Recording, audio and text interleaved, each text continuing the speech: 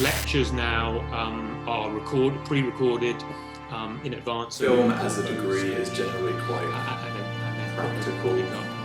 Online lectures and watch videos, Traditionally, never actually got we had a whole season knowledge that we have to create something that we're proud of. It was very theory-based.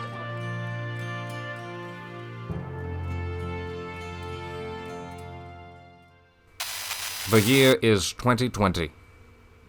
At the time, technically referred to as COVID-19, today we know this phenomenon of global proportion as the Great Lockdown. It was clear since the start, universities were a prime area for transmission, along with pubs and bars, sports, theaters, and worst of all, nightclub venues. It is here, on the University of Kent campus, that archaeologists have now found the remnants of archival tapes documenting the impact of the Great Pandemic, and the rise of video conferencing software began. The footage follows the stories of students. Hi. Hi. Oh, hello! And staff. Hi. Hi. Today, for the first time in over a decade, we bring you the fully restored tapes from an era that changed humanity forever.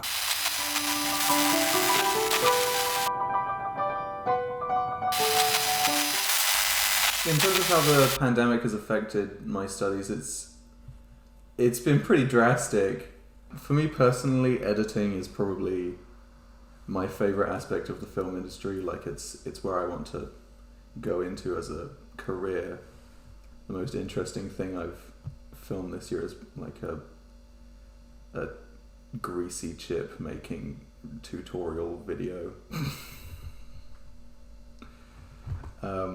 Which is obviously fun, but I don't feel like I'm flexing the opportunities that I would usually have as an editor.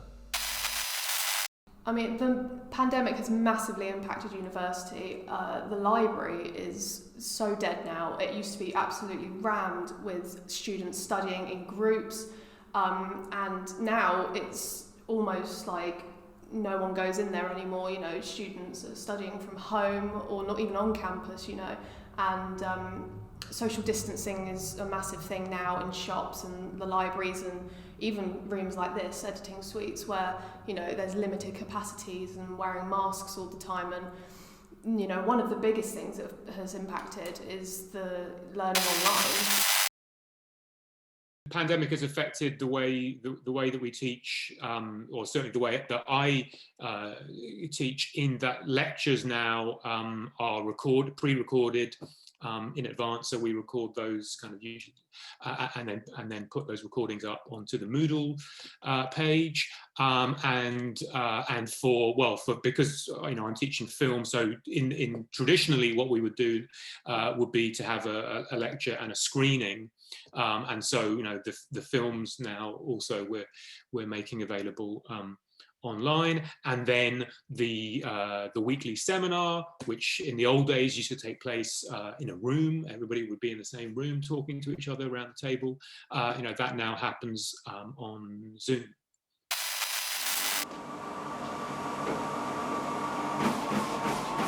So once we came back home, you know, they did the Zoom lectures, and that was going smoothly at first, but then the problems that it had started to come out really quickly. For example, internet, you'd have to have reliable internet for that education to come through, but not only you had to have good internet, but the lecturers themselves had to have good internet. And if they didn't have good internet, it would just be a blurry, voice crackling thing on the screen that you can barely understand, talking about something that doesn't really make sense.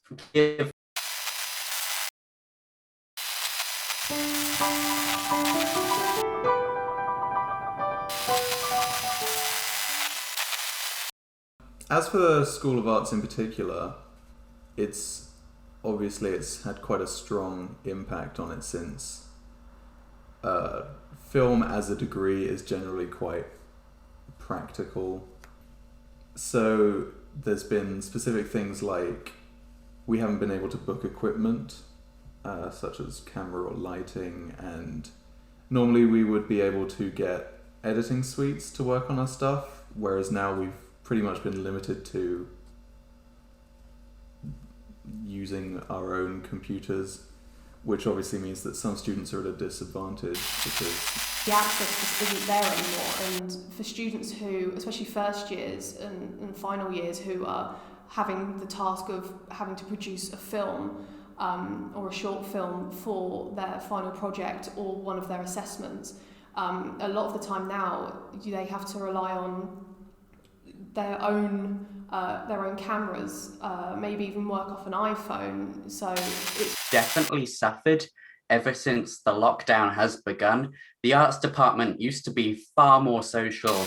Yeah, so the Lupino Film Club is a weekly film screening, which was an informal kind of opportunity for students in the School of Arts to get together to watch a movie, to discuss it, and for students to kind of contribute to the programming. And then in March last year, we had to stop doing that because we couldn't physically meet up.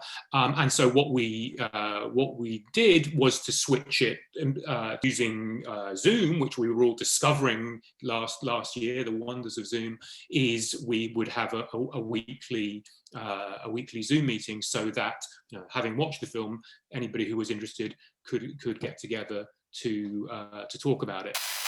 So the Gulbenkian is an art centre, so it's the University of Kent's art centre on the Canterbury campus.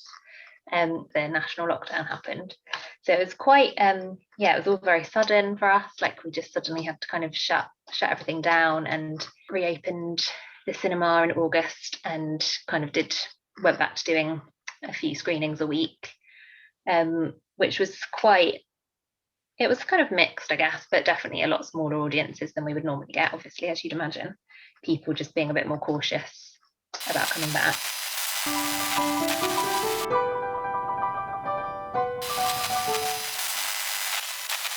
I'd say that in about a year's time, the arts department is going to be fully operational once again. we may still be dealing with restrictions like incessant hand washing. I think we might be seeing something like that. I hope that these rooms are filled with students ambitious to make their first film or to write their first screenplay. There'll definitely be a digital element to what we do going forward, and whether that's kind of, I think what this has told us is that the kind of reach that you have with digital. So, you know, there might be various reasons why people can't travel to the venue or don't want to come to the venue, or different barriers and things. And I think we're always trying to work to remove those barriers, but I suppose one way of making everything we do more accessible to everybody is putting it online. Well, I hope that in a year's time we'll be back on campus. I would love to be back on campus. I mean, I'm hopeful that in a year's time we will have returned to something at least resembling normality.